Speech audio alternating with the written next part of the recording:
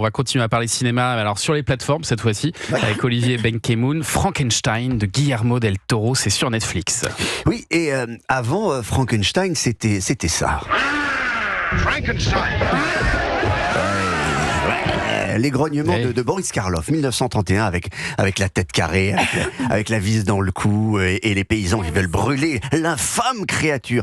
94 ans plus tard, et une centaine de films, parce qu'il y a quand même une centaine de films sur Frankenstein, et bien avec Guillermo del Toro, Frankenstein, ça devient ça. Victor, mon créateur a livré son récit. Je vais vous livrer le mien.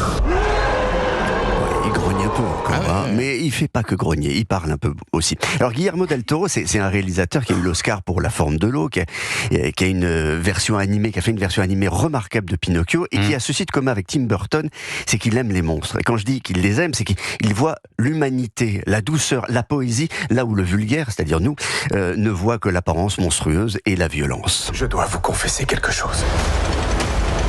J'ai fabriqué quelque chose d'horrible. Pas quelque chose. Quelqu'un. Oh, l'angoisse. Ouais, non, ça reste Pas chargé du tout ça. Ça reste une créature, les gars. C'est pas non plus. Oui, bien sûr.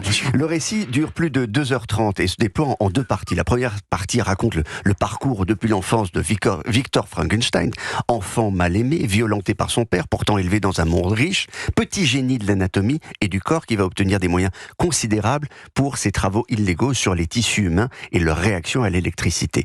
Victor, donc, c'est le créateur, vous avez compris, qui, chance, grâce à la guerre, qui a fait des milliers de morts, va pouvoir piocher, disons même picorer les corps les plus frais sur le champ de bataille pour ses expériences, pour faire revivre la chair morte. Mais oui, ce qu'il va faire en assemblant comme un couturier, vous voyez, la scène de montage ou disons de remontage de la créature façon meuble Ikea.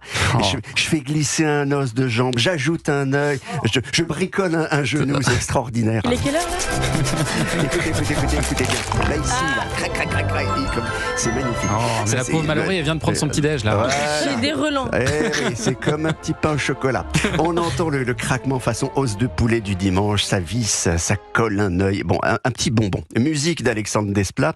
Première partie, donc, Victor raconte. Et deuxième partie, c'est le récit de la créature. C'est beau, c'est effrayant, c'est poétique, parfois violent. Il y a de l'action, il y a de l'aventure, il y a un design un peu gothique. C'est vraiment la synthèse de tout le talent de Guillermo del Toro, et ça donne une toute autre perspective au héros créé en 1818 dans le roman de Mary Shelley. C'est pas un monstre qu'il en fait, c'est presque un ange que fabrique Guillermo del Toro. Ouais, Frankenstein, c'est presque un ange, avec évidemment toujours cette question essentielle: est-ce que l'homme ne serait pas la plus dangereuse des créatures? En cherchant la vie, j'ai créé la mort. Ça fallait trouver cette phrase. Elle est forte, elle est forte. C'est bon, la mort. Non, mais là, vous l'avez en Frankenstein. VF. Est-ce que c'est mieux que le gang des Amazones? Non. Ça, je suis pas sûre. Non, ça, vous avez raison, ça n'a rien à voir. Je suis pas sûre. Mais c'est tout quand même avec Oscar Isaac dans le rôle du créateur et Jacob Elordi. Et voilà, qui est Ah, mais Jacob oui, là. j'ai vu la transformation qu'il a fait. Ben voilà. Ah, tout de suite, Jacob Elordi, on sait qui c'est. Ça commence à vous intéresser, ça, Fallait commencer bien par sûr. ça, Olivier. Évidemment. Vous auriez accroché Vous votre étiez plus public. concentré dès le Pardon, début. le petit bonbon, c'est pas l'os de... C'est Jacob C'est Elordi. Jacob. Eh oui. Frankenstein de Guillermo del Toro, ça est à voir donc sur Netflix. Merci Olivier Benkemoun.